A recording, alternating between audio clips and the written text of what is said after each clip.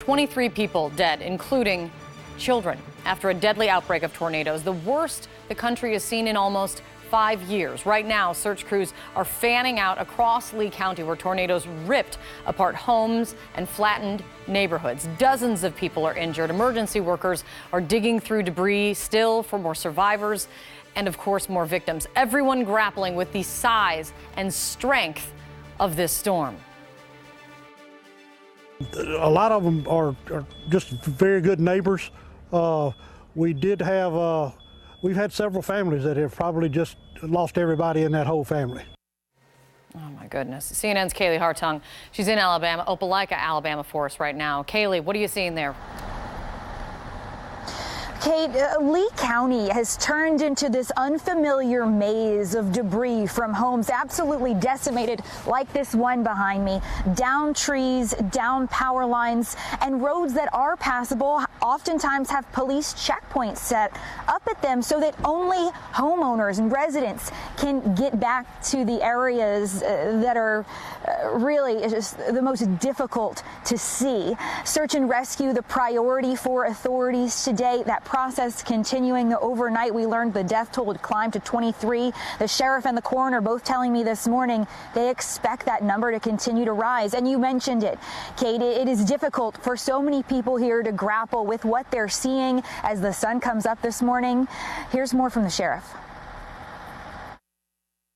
I have not seen this type of level of destruction ever in my experience here in Lee County.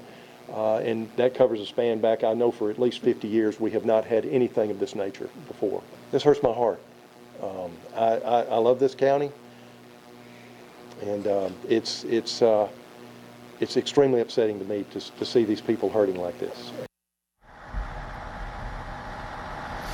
We don't know what this home behind me looked like before it got in the tornado's path yesterday, but we just learned, Kate, there was an older man and his wife at home yesterday when that first deadly tornado ripped through here. Their son, living in a trailer behind the home, came running out after this home was hit.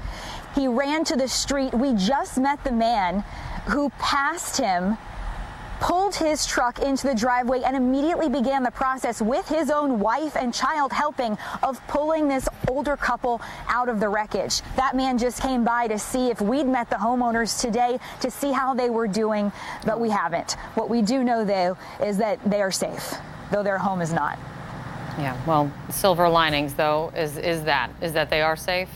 And you got to love a neighbor, helping out a neighbor like that. Kaylee, I really appreciate it. There are going to be many more stories coming out just like that from places like Opelika. One of the towns that is hardest hit in Lee County is Smith Station. You can just look at that right there. That is the crumpled and twisted pile of metal you see is what was left of a cell tower, actually, that collapsed when the tornado ripped through, collapsed over onto a highway, a big highway there. Joining me right now is the mayor of Smith Station, Mayor Bubba Copeland. Joining right now on the phone. Mayor, can you hear me? Yes, ma'am. Thank you so much for getting on and what is such a hard day for everyone, including yourself. The latest that we have heard from your town is that there were 20 homes destroyed, but thankfully, the latest I'd heard is that there were no reports of deaths. Is that still the case? Yes, correct. The homes destroyed has gone up to in the number of 30 now. It was a wedge tornado that came through yesterday at about 3 o'clock and totally leveled a spot, probably 200 yards wide, about a mile long, just completely destroyed everything in its path, from parts of a school to houses to cell phone tower to businesses, residents. It's a tragic situation. In my history of being part of Smith Station, I've lived here my whole life. We've had several tornadoes and I've never seen anything this devastating, and that happened so quickly. Exactly. I mean, 200 yards wide, a mile long. It is, in some of the pictures that we're seeing here from other parts of Alabama, it is always so, I would say almost nearly impossible to wrap our minds around the force that is required to create such destruction in such a small amount of time. And it always seems to be so haphazard. An entire street demolished, yet one home remains in how it is with the tornado. Yeah, something that we experienced was two 12-ton air conditioners that were on top of a school. were picked up and thrown 35 feet into a cemetery. That's as heavy as a school bus was thrown some 35 feet, not to mention my trailer homes were turned upside down with the wheels where the roof should be. Trees cut off at about 15 feet in the air. Unbelievable devastation. We were able to save people yesterday. We had to cut our way in with chainsaws and skid steers, and luckily the community come together. And when we cut our way in, we were able to get to people that were trapped in their homes. We were able to get them out yesterday. We had one lady that was on oxygen. We got her out. Another lady that was elderly, that the wall had collapsed on her chair in her bed. We were able to get her out. And the community has come together. It was not everyone worked together yesterday to help the citizens, and I'm so proud of this community of Smith Station. But our hearts and prayers go out with our sister city Beauregard just to the north of us, as they've lost so many through this tragic situation. And I read that you actually were part of the efforts helping pull some people from the wreckage. I mean, what are you hearing from folks in Smith Station on what this was like yesterday to live through? Well, I can only describe you what I saw with my own eyes, and to see people standing in their front yard looking up the sky in total shock shortly after it come through. I can tell you that when the alarms go off, no matter where you're at, from Oklahoma to Texas to Alabama, they're not going off fake. They're going off for real. Find cover, seek cover. Even if you miss it this time, next time you may not miss it. After what I have seen with my own eyes, the devastation is absolutely incredible. Are you aware of anyone still missing in your town? There's no one missing in my city. We have before I went to bed last night, we made sure everybody we made sure everybody had a place to lay their head at with a family member or at another residence or shelter. Thank God for that. You've lived, as you mentioned, you've lived in Smith Station your whole life. I mean, now with the sun coming up and a new day that everyone is facing, I mean, how do you describe the reality you all are facing today?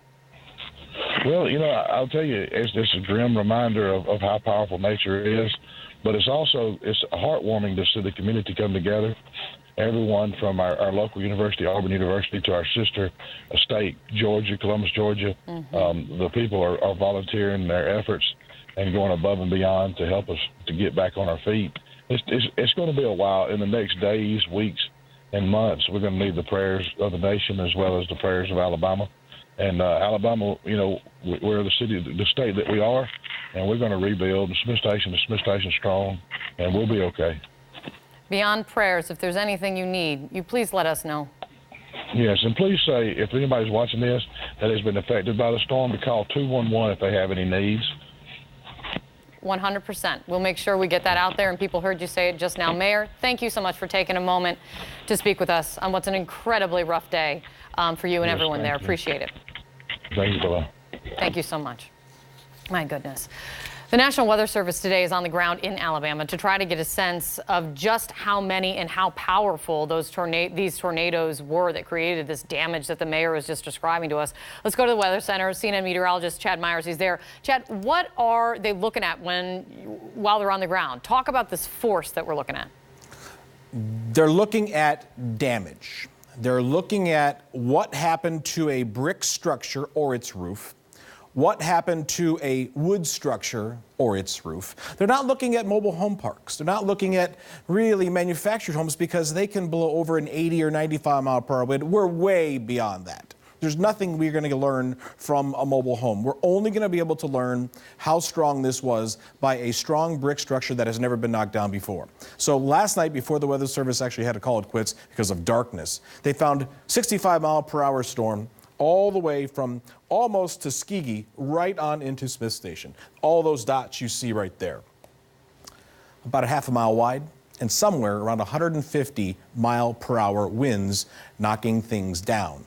Now, the winds blow things around, they pick things up, but what I saw yesterday, Kate, was that there were 10 separate cells all at one time, all producing tornado warnings from different storms. You don't see that a lot. You see that in Oklahoma and Kansas in an outbreak, or in Xenia, Ohio in 1974. You don't see 10 tornadoes on the ground all at one time, but Dixie Alley now kind of getting that reputation because the humidity from the Gulf Coast and the cold air that is making snow in Boston, they got together. They got together to make 36 tornadoes, maybe a little bit less, because probably one or two of those tornadoes was likely the same one, just looked at from a different direction. But let's get to this EF3, EF4 nonsense, because we've been talking about this all day. EF3 tornado, severe damage. Homes are gone. People's lives are lost. Anything that's not tied down is moved somewhere. Somewhere around 150 miles per hour. That's what the Weather Service saw yesterday before it got dark. Now they have more time today to look to see whether it was an EF4 tornado. EF4 tornado means 166 or above. That's like being inside the eye wall of a Category 5 hurricane. A lot like some people did experience that in Florida this year, near that almost 155 mile per hour marker, 156. So it's not long. You're not in it for hours or minutes or even 10 minutes like you would be in a hurricane, but 30 seconds at 200 miles per hour destroys lives and takes them.